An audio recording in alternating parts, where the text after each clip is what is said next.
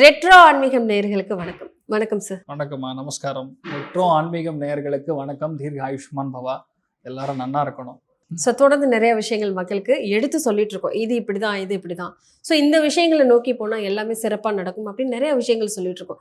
சந்திர கிரகணம் அப்படின்னு ஒரு விஷயம் வருது. ஸோ அதை பற்றின ஒரு விளக்கம் நிறைய பேருக்கு அதை பற்றி தெரியும், தெரியாமலும் இருக்கலாம். ஒரு தெளிவான விளக்கம் கொடுத்தீங்களா? நம்மளால அதை பெருசாக கண்டுக்கிறது கிடையாது. அது ஒரு டே தானே. சரி, ஒரு விஷயம் கேட்குறேன், இதை கண்டுக்கணுமா கண்டுக்க கூடாதா? கண்டிப்பா பயன்படுத்துற மாதிரி தான் இருக்கு. சந்திர கிரகணம்னாவே அது பாதிப்பு கொடுக்கும். சந்திரன்னா மனோநிலையை குறிக்கக்கூடிய ஸ்தானமா. செப்டம்பர் 7ஆம் தேதி இரவு 9:57 இருந்து நைட் 1:56 வரைக்கும் இருக்கு. அதனால அந்த ஹோல் நைட்ல ஒரு 3 மணி நேரம் 4 மணி நேரம் எஃபெக்ட் இருக்கு. கண்டிப்பா. இதுல என்னன்னா 5 ராசிகளுக்கு கொஞ்சம் பிரச்சனைக்குரிய ஒரு ஸ்தானமா இருக்கப்படுது. 5 ராசிக்கு பேசிக்கலா இந்த சந்திர கிரகணம் சத்தியமா நல்லது பண்ணாது. அதுல முதல் ஒன்னே கும்பம் தான், அதுக்கப்புறம் துலாம், அதுக்கப்புறம் மிதுனம். என்ன சார் பாவம் பண்ணாங்க இந்த கும்பராசிக்காரர்கள்? எப்ப பார்த்தாலும் டார்கெட்டே கும்பமாவே இருக்கு. இல்லம்மா, ராகு ராசி லக்னத்துல உட்கார்ந்து இருக்காருனாலே அது பாதிப்பு கொடுக்கும்.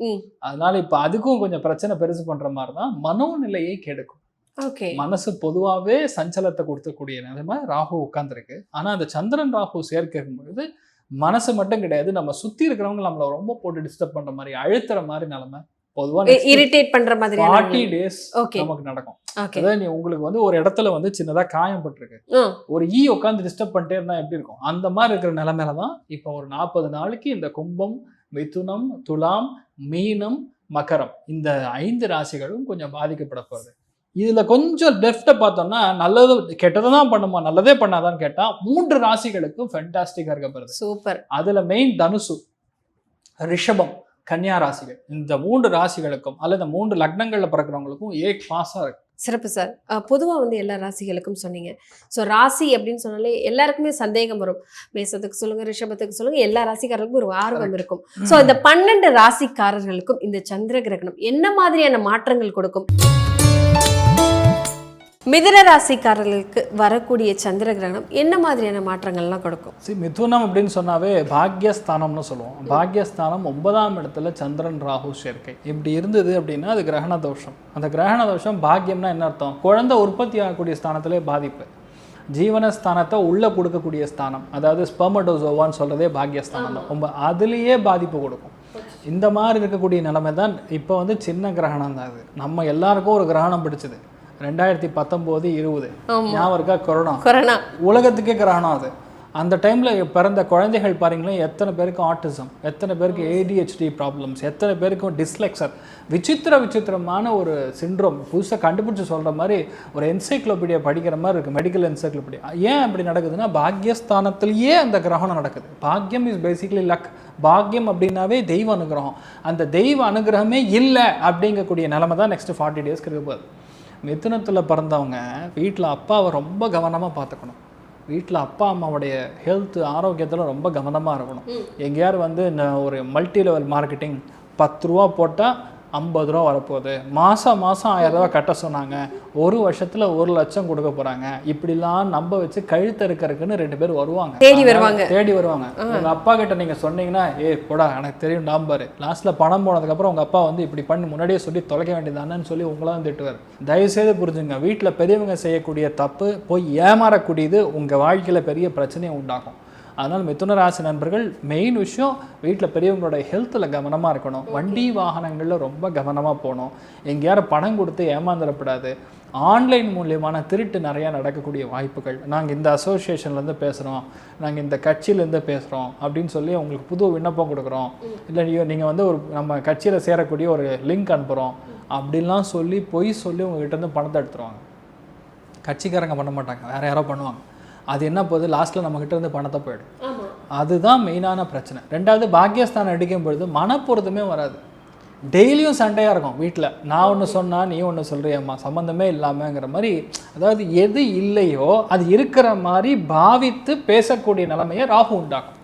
It will twist and turn your words. நம்ம நல்லதுக்காக சொன்னாலும் அது கெட்டதாகவே போய் கன்வே ஆகக்கூடிய ஒரு நிலைமைகளில் தான் பொதுவாக இருக்குன்னு சொல்லலாம்.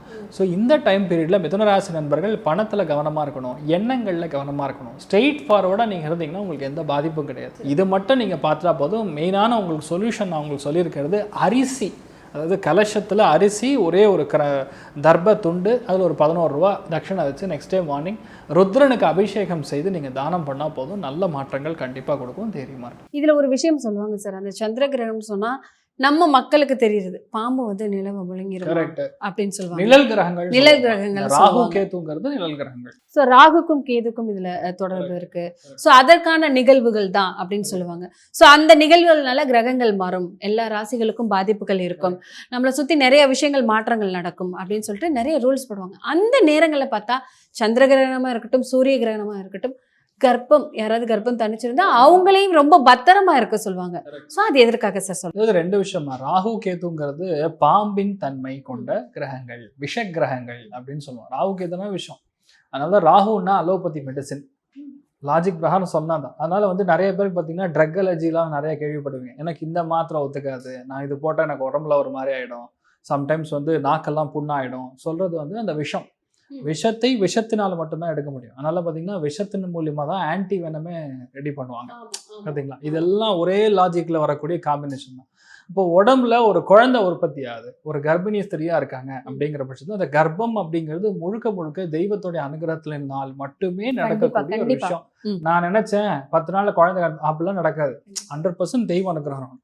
அப்படி ஒரு கர்ப்பதாரணையில் இருக்கக்கூடிய ஒரு குழந்தைக்கு இந்த ராகு கிரஸ்த சந்திரகணம் இருந்தாலும் சரி, இல்லை சூரியன் கேது சேர்ந்து இருக்கக்கூடிய கேது கிரஸ்த சூரிய கிரகணத்தில் ஏற்பட்டாலும் சரி, அதாவது சாப்பிடக்கூடிய உணவு நஞ்சாக மாறும்னு அர்த்தம்.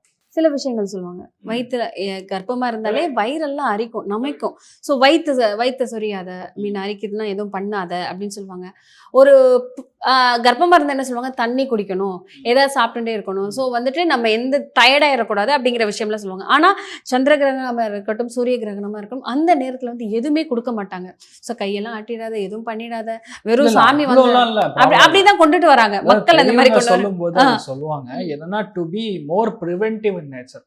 அதாவது என்னன்னா, நம்ம சின்ன கொஞ்சம் ஒரு 15 வருஷத்துக்கு முன்னாடி பார்த்தீங்கன்னா, இப்போ பெட்டெல்லாம் உட்காந்துட்டாங்க. நிறைய பேர் வந்து லேடிஸ் வந்து கர்ப்பிணியாக இருக்கிறது பாயில தான் படுப்பாங்க. அப்போல்லாம் பாயில் இருக்கக்கூடிய அந்த ஒரு சின்ன ஒரு எக்ஸ்ட்ரா இருக்கிற என்ன சொல்லுவாங்க, ஒரு ஸ்டிக் மாதிரி இருக்கிறத நீங்கள் பிச்சு போடுறது, போர் அடிக்குதுன்னு சொல்லி நகத்தை கட் பண்ணி போடுறது, இதெல்லாம் விஷமாக மாறும், இதெல்லாம் தோஷமாக மாறும். அதனால தான் இதெல்லாம் பண்ண வேண்டாம்னு சொல்கிறாங்க. ரெண்டாவது, கண்டிப்பாக உபவாசம் இருக்கணும் அப்படிங்கிறது பசிக்கணும், இல்லைன்னு சொல்ல. கர்ப்பிணி ஸ்திரீகள் அதனால சொல்கிறேன், 3 மணி நேரத்துக்கு முன்னாடியே சாப்பிட்டீங்கன்னா நைட் நேரம் உங்களுக்கு பிரச்சனை கிடையாது, தூங்கி எந்திரிச்ச போறீங்க, காலையில் சரியா போகுது. இது எல்லாத்துக்கும் விமோச்சனம் உண்டுமா மெயினாக. அதாவது என்ன பண்ணுறீங்க, தர்ப இருக்கும், எல்லா இடத்துலையும் கிடைக்கும். இந்த பூஜா சோமன் ஸ்டோரில் தர்ப இருக்கும். நீங்கள் வந்து ஒரு 4 கிலோ வந்து அருமையான மாவு அரைச்சி வச்சிருக்கீங்க, நாளைக்கு காலையில் இட்லி ஊற்றணும்னு சொல்லி, அந்த 4 கிலோ கொண்டு போய் கொட்ட முடியாது. அந்த தர்ப புல்லை பிச்சு நைட்டை நீங்கள் போடும்போது அந்த ஒரு இதுங்கிறது தோஷமாக மாறுவது கிடையாது. மேக்னெட்டிக் ஃபீல்டுங்கிறதே ரொம்ப ஜாஸ்தியாக இருக்கும். அதனால தான் பார்த்தீங்கன்னா, ஒரு கம்பை நிறுத்தி வச்சாலும் கரெக்டாக சந்திரகிரகணம் டைமிங் அந்த கம்பை நிற்கிற நிறைய வீடியோஸ் நீங்கள் ஃபிசிக்கலாக பார்த்துருப்பீங்க. This is the result. அதே சூரிய கிரகணமாக இருந்தாலும் அதுதான் நடக்கும். ரிசல்ட் என்னன்னா, அந்த சக்தி அதிகமாக இருக்கும், ஈர்ப்பு சக்தி ஜாஸ்தியாக இருக்கும். கடவுளுக்கு அந்த இடத்துல பவரே கிடையாதுமா. அதனால தான் எல்லா கர்ப்ப கிரகங்களும் க்ளோஸ் பண்ணிக்குவாங்க. கர்ப்ப கிரகமும் க்ளோஸாக இருக்கணும், கர்ப்பமாக இருக்கிறவங்களும் அமைதியாக இருக்கணும். லாஜிக் இதுதான். அதனால அந்த டைம்ல நம்ம செய்யக்கூடிய ஜபத்தப்பா அனுஷ்டானங்கள் பயங்கரமா வேலை செய்யும். ஹோமங்களுக்கு யூஸ் கிடையாது. You can't burn anything. எந்த மந்திரங்களுக்கும் வேலை இருக்கு, பவர் இருக்காது. உச்சாடனங்கள் செய்யலாம், ஜபம் செய்யலாம், ஆனா நீங்க பண்ணக்கூடிய ஹோமங்களுக்கு யூஸ் கிடையாது. 9:56 இந்த நைட்டு உங்களுக்கு 7ஆம் தேதி செப்டம்பர் நைட் 9 மணி 57 நிமிஷத்துக்கு நடக்க போகுதுன்னா, 9 மணி 56 நிமிஷத்துக்கு நீங்க குளிச்சுட்டு நீங்க ஏதாவது ஒரு இஷ்ட தெய்வத்தை ஜபம் பண்ணலாம். இப்போ முருகனே உங்களுக்கு பிடிக்கும்னா முருகனுடைய கந்த சஷ்டி கவசம் சொல்லலாம், வேல்மாறல் சொல்லலாம். ஃபார் எக்ஸாம்பிள் நீங்கள் ஆஞ்சநேயர் பிடிக்குன்னா ஹனுமத் கவச்சம் சொல்லலாம், விஷ்ணு சஹஸ்ரநாமம் சொல்லலாம். உங்களுக்குன்னு ஏதோ ஒரு ஜபம் எடுத்துக்கலாம். அதை நீங்கள் 9:56க்கு முதல் குழையில் சென்டர் அது முடியாது பார்த்தீங்கன்னா 1:56 தான் முடியுது. அதனால 11 மணி 20 நிமிஷத்துக்கு சென்டர்ல இன்னொரு குடியல். ஏன்னா அது போய் கரெக்டாக சென்டர் ஆஃப் இதில் வந்து உட்காரும். அந்த சந்திரனை வந்து ஹாஃப் சந்திரனா தெரியும். அந்த டைம் வந்து இது பண்ணும். முடிஞ்சதுக்கு அப்புறம் 1:56 முடியுதா, 1:59க்கு தான் குழியல். முடிச்சுட்டு தான் மறுபடியும் சாணா சந்தியாவனம் பண்ணிட்டு உங்களுக்கு ஆக்சுவலா அது நைட் நடக்கிறதுனால யாருமே பெருசா கண்டுக்க மாட்டாங்க. அதான் சில பேர் என்ன சொல்லுவாங்கன்னா, குளிக்க முடியாது, தண்ணி தெளிச்சுக்கலாம் அப்படிங்கிற விஷயம் சொல்லுவாங்க. இல்ல அதெல்லாம் பண்ணலாமா, வயிறு பசிச்சது அப்படின்னு சொல்லி கொஞ்சோண்டு ஒரே ஒரு பருக்க மட்டும் சாப்பிடுறேன்னா முடியுமா? அப்படி கிடையாது. பண்ணா கரெக்டா பண்ணும். இப்போ என்னன்னா, நைட்டு நீங்க குளிக்க மாட்டீங்க கரெக்டா, நெக்ஸ்ட் டே காத்தால கண்டிப்பா நீங்க குளிச்சுட்டு அதுக்கப்புறம் தான் ஃப்ரெஷ்ஷா காஃபி போடுறது. பாலே அப்பதான் உங்களுக்கு வந்து புதுசா காய்ச்சி வச்சு அதுக்கப்புறம் தான் காஃபி சாப்பிட்றதுங்கிற மாதிரி பண்ணோம். பொதுவாகவே சந்திர கிரகணம்ங்கிறது கொஞ்சம் பயப்பட வேண்டிய ஒரு விஷயம் தான். இதுக்கு எளிய பரிகாரம் 12 ராசிகளுக்கும் ஒரே பரிகாரம் தான். ஒரு சின்ன ஒரு என்ன சொல்லலாம், பூர்ண கும்பம் மாதிரி ஒரு கலசம் எடுத்துக்கணும். இல்லைன்னா நீங்கள் பூஜா சாமான் ஸ்டோர்லேயும் கிடைக்கும். அதில் வந்து நெல் பயிர் போட்டுக்கலாம், நெல்லாக போட்டுக்கங்க. அதில் ஒரே ஒரு துண்டு தர்ப துண்டு, அதாவது தர்பை அப்படின்னு கேட்டிங்கன்னா கொடுப்பாங்க, அது கொஞ்சோண்டு போட்டுட்டு 11 ரூபா மினிமம் நீங்கள் தட்சணை வச்சு பக்கத்தில் இருக்கக்கூடிய பிராமணர்களுக்கு, அதாவது பூஜை செய்யக்கூடிய வேத விற்பனர்களுக்கு நீங்கள் தானம் செய்தீங்கன்னா இந்த ஒரு கலச தோஷம், அதாவது இந்த கிரகண தோஷம் கண்டிப்பாக உங்களுக்கு நிவர்த்தி ஆகும்.